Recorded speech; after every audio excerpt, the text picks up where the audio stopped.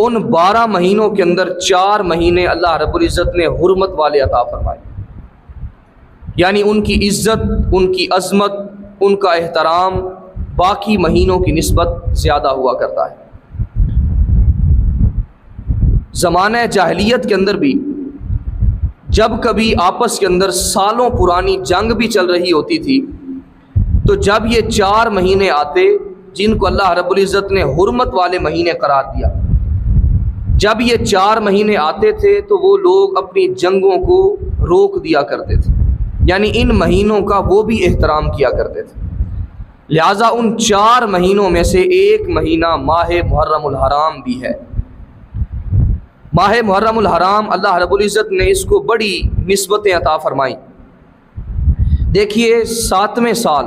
آقا علیہ الصلوۃ والتسلیم نے جب اعلان نبوت فرمایا، نبوت کے 7ویں سال شیب ابی طالب کا واقعہ رونما ہوا، وہ بھی ماہ محرم الحرام کے اندر آقا علیہ الصلوۃ والتسلیم اور آپ کے دیگر اعزا و اقربا کو ایک گھاٹی کے اندر محصور کر دیا گیا، قید کر دیا گیا، تو وہ مہینہ بھی ماہ محرم الحرام کا تھا۔ اسی طرح نبوت کے آقا علیہ الصلوۃ والتسلیم جب مدینہ المنورہ ہجرت فرما کر تشریف لے گئے تو ہجرت کے 5ویں سال غزوہ ذات الرقاع کا معرکہ ہوا۔ آقا علیہ الصلوۃ والتسلیم اور دیگر صحابہ کرام حضور کے ساتھ ذات الرقاع کے مقام پر پہنچے جنگ کرنے کے لیے، دشمنوں سے مقابلہ کرنے کے لیے، لیکن وہاں پر مسلمانوں کا رعب دبدبا وہ اس قدر تھا کہ وہ لوگ اپنا علاقہ چھوڑ کر ہی بھاگ گئے۔ بغیر جنگ کی صورت پیش آئے مسلمان اللہ رب العزت کی مدد اور نصرت سے، کامیابی سے ہمکنار ہو جاتے ہیں۔ تو یہ جو واقعہ پیش آیا یہ بھی محرم الحرام کے مہینے کے اندر پیش آیا۔ اسی طرح 7 ہجری کو آقا علیہ الصلوۃ والتسلیم خیبر کی جانب روانہ ہوتے ہیں یہودیوں سے مقابلہ کرنے کے لیے، خیبر کو خالی کروانے کے لیے۔ تو یہ جو معرکہ 7 ہجری کو پیش آیا اور اللہ رب العزت نے خیبر کے مقام پر مسلمانوں کی مدد فرمائی اور فتح سے ہمکنار فرمایا، یہ مہینہ بھی ماہ محرم الحرام کا تھا۔ محرم الحرام کے مہینے کے اندر یہ بھی اللہ رب العزت نے فتح عطا فرمائی۔ اور اسی طرح عہد فاروقی کے اندر حضرت فاروق اعظم رضی اللہ تعالیٰ عنہ آپ کے زمانہ مبارکہ کے اندر جب بادشاہ ہرمز اس کو شکست ہوئی اور ایران کے اندر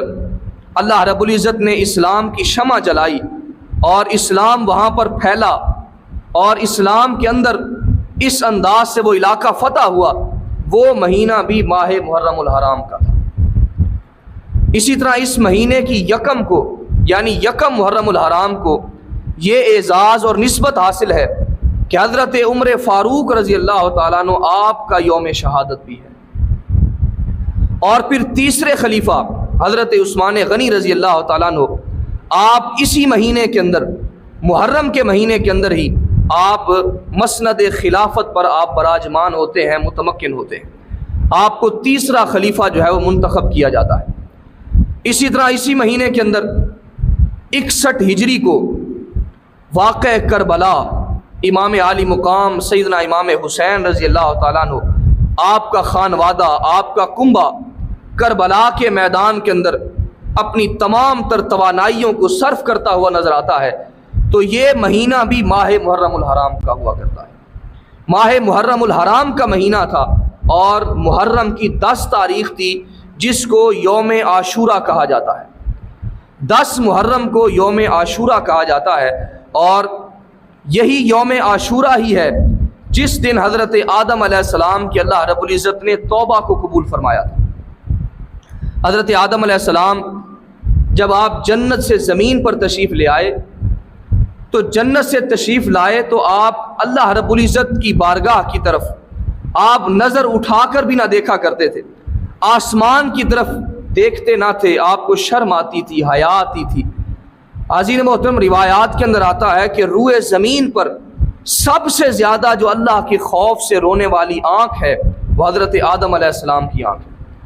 سب سے زیادہ حضرت آدم علیہ السلام اس روئے زمین پر اللہ کے خوف سے روئے اور اللہ رب العزت نے پھر آپ کی جب توبہ کو قبول فرمایا وہ 10 محرم الحرام کا دن تھا۔ اور پھر حضرت نوح علیہ السلام آپ کے زمانہ مبارکہ کے اندر جب کشتی کے اندر آپ کو روانہ کیا جاتا ہے اور طوفان نوح سے آپ کو نجات دی جاتی ہے اور آپ کی کشتی جودی پہاڑ پر پہنچتی ہے، تو جب جودی پہاڑ پر پہنچتے ہیں تو وہ دن بھی 10 محرم الحرام کا ہوا کرتا ہے۔ اسی طرح حضرت موسیٰ علیہ السلام اور بنی اسرائیل جب آگے آگے جا رہے ہیں اور پیچھے پیچھے فرعون اور آل فرعون آ رہے ہیں، اب آگے دریا ہے، کوئی اور راستہ نہیں ہے، حضرت موسیٰ علیہ السلام آپ اپنی لکڑی کا عصا اس دریا پر مارتے ہیں، اللہ رب العزت اس پانی کے اندر 12 خشک راستے بنا دیتا ہے۔ دریا کے اندر، پانی کے اندر 12 خشک راستے بن جاتے ہیں، اور پھر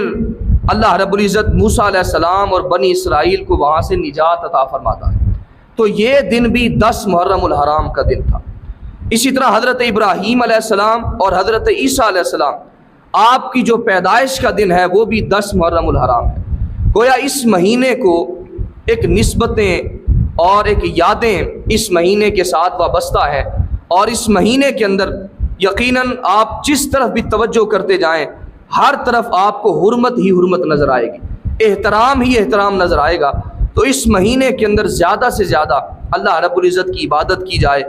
اور اللہ رب العزت کا ذکر اذکار اس کو منایا جائے، تسبیحات کی صورت کے اندر، تحلیل کی صورت کے اندر، نوافل کی صورت کے اندر اللہ رب العزت کے حضور اپنی عجز و انکساری کو جو ہے وہ پیش کیا جائے۔ عزیز محترم، اسی طرح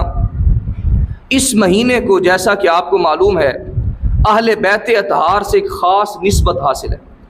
لہٰذا اس مہینے کے اندر زیادہ سے زیادہ اہل بیت کا بھی ذکر کیا جائے۔ اہل بیت کی جو محبت ہے وہ یقیناً ایمان کا حصہ ہے، اور آقا علیہ الصلوۃ والتسلیم نے فرمایا تھا کہ میں تمہارے اندر 2 چیزیں چھوڑ کر جا رہا ہوں، ایک قرآن اور دوسری میری اہل بیت۔ اگر قرآن کو اور اہل بیت کو تھامے رکھو گے تو کبھی بھی اللہ رب العزت تمہیں ذلیل و رسوا نہیں فرمائے گا۔ تو عزیز محترم، اس مہینے کے اندر زیادہ سے زیادہ اہل بیت اطہار کا ذکر کیا جائے اور ان کی یاد کے اندر محافل ذکر اہل بیت کا جو ہے وہ انعقاد کیا جائے۔